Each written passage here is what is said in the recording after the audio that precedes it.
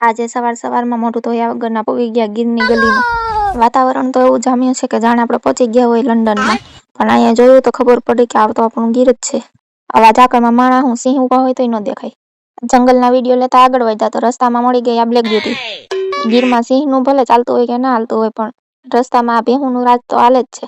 આને હોર્ન મારો ને તો આપણે આમ એવી રીતે જોવે કે જાણે ભાઈ ઉતાવળ હોય તો ઉડીને વયા જાવ ની. અહીંયા એક ગુફા હતી. કદાચ સિંહ સૂતો હશે એટલે બંધ કરી દીધી હશે. બારી બંધ કરી દીધી લાગે છે. ગુફા જોવા ન મળી તો શું થયું? આપણે અહીંયા જોઈએ ધોરાધોપ સસલા.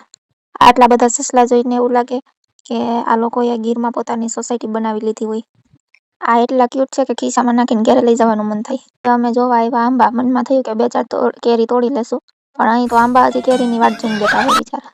અને આ દરવાજો જોવો. આમાં એન્ટ્રી લેતા પહેલા 2 વાર વિચાર કરવો પડે કારણ કે આ દરવાજો ખુલશે કે તૂટી જશે એ કંઈ નક્કી નથી. આ હિંચકો જો એકલો હાલે છે. અદ્રશ્ય મહેમાન બેઠા હોય ને એવું લાગે છે.